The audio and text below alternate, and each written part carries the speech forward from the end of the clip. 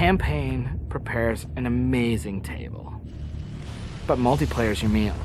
I could eat it every goddamn day, forever. It's like sitting around on the couch with 7 of your buddies, playing Halo multiplayer, trash talking. 2 men enter, the better man leaves. The lesser man is respawning, and that's Halo.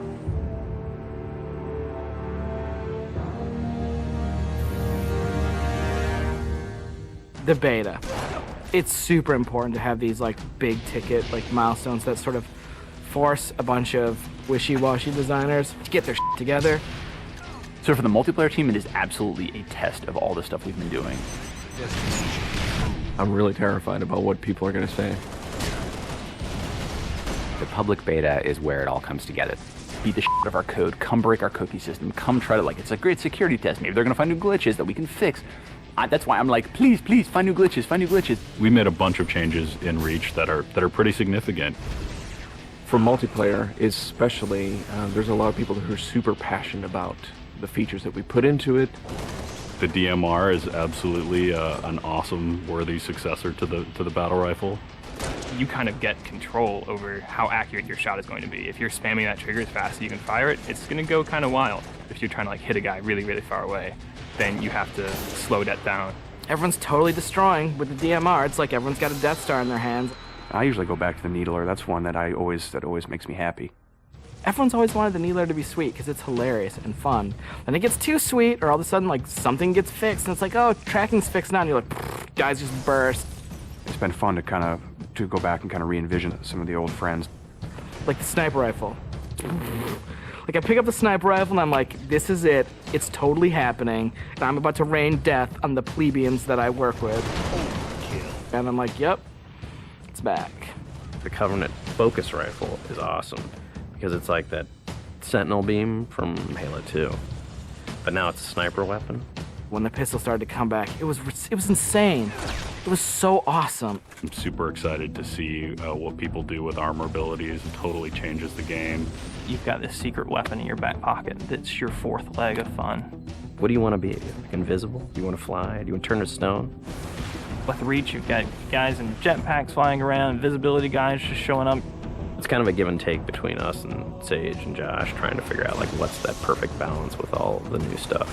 There's a lot of that goes on. They're like, shh, don't tell Sage, he'll nerf it. You're juggling plates, right? You're just sitting there spinning the plates, and occasionally one starts spinning, you're like, ah! And you're like, making Viz more powerful. And everyone's like, no, I'm picking Viz. And you're like, okay, make it less powerful. And then, oh, now everyone like, I mean, that's what Sage and those guys do. It's a fucking huge challenge. We don't ever want to create one super weapon that works in all cases, because that tends to make the game fairly dull. It's really up to the player to decide how do they want to play on a particular map. It's a choice. Double kill. That's, I think, Halo at its best is like making these choices. You start the game, and immediately you get to choose a loadout. You're making a single selection that includes your armor ability and your weapon. We sort of pair those intentionally. It breeds this smarter combat. You'll definitely notice a big difference in how the game functions. Right now, at this exact moment in development, armor lock's insane. It's super powerful. I love it. It is just fucking fun. There are 2 Slayer maps. There's Powerhouse, which is an asymmetrical map. Lots of indoor-outdoor action. Sword Base is a very vertical map. Moving around Sword Base is a completely different scenario when you've got a jetpack versus when you're sprinting. This time around, we decided to integrate all of the multiplayer maps within the campaign. Overlook is another Pioneer-style base. We're using it for a game type called Generator Defense. That's also a multiple loadout game type.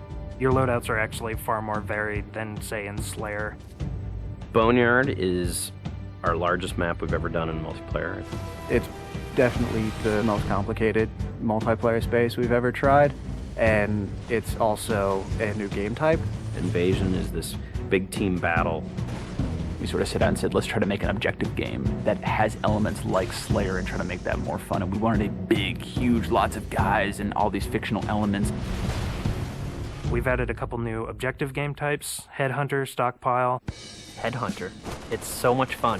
Like seeing a dude pick up skulls and then you cap him and seeing skulls fly out of his body and then the mad dash to pick those things up. And there's a lot of tension as you're amassing skulls. It's the risk reward of gathering up a lot and banking all at once, or just doing it one at a time and not being a big target. Stockpile is a team game based on capture the flag. 2 teams each have their collection zone or stockpile. There are multiple flags on the map, and your goal is to grab a flag, take it to your goal. It's a game of capture and defense. We have what we call the party games. We have Race, we have Oddball, we have King of the Hill, but like, Slayer's the thing you keep coming back to. Like, for me, Slayer is the game. Slayer is multiplayer. The arena is a really awesome evolution for people who want to play really hardcore competitive multiplayer. Let's just acknowledge that Slayer's awesome and try to build that space where we can sort of say, like, if you're hyper competitive, care about stats, let's make that for you.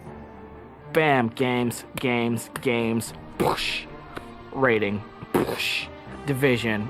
The better you play, you'll eventually be put into a division. The arena divisions are broken up into Onyx, Gold, Silver, and Steel. You can say, oh yeah, I was Gold, you know, and like that means something. And I'm like, oh yeah, that's cool. You're basically a AAA baseball player. And I'm like, I'm Onyx. Like, you just met f***ing Roger Clemens. Our matchmaking system is really good at matching people up based on skill. What it has never been really good at before is saying, well, how much fun will these 2 people have playing together? I'll sing. Some of it's obnoxious. I'll get muted. Why can't I tell the system, dude, find me the people who love playing like a team player? Instead of just trying to put 8 people in a game together, we first use the social preferences for finding teammates. And then we can say, find 4 of the people who are really good skill match. Without players thinking about it, we hope that it'll lead to better social encounters. Active roster essentially is us bringing the Y menu back from Halo 2. It's a way of saying, friends are online and this is what they're doing, so I can hook up with them with a minimum of fuss. Everything that you see in the game, there's a path to getting. We can make this game about you. I really wanted to make sure that players were able to invest themselves in the Spartans that they create, and then be able to carry that Spartan back and forth between campaign and multiplayer seamlessly without them feeling like it's 2 different experiences. Start at 0, nothing. Invest, play the game, no freebies. You're beta testing, have a t-shirt. Little avatar t-shirt. I'll be wearing one. The fans should never assume what you see in the beta is set in stone. What's working about Powerhouse? The jetpack is practically crying out for abuse. Is Rocket Spawn open? Is that good? In the end, it's all about the game, and the game is king. There's that magical step in the process, like it stops being software, and all of a sudden it's more like this thing. I'm playing with my friends having a beer. It's awesome.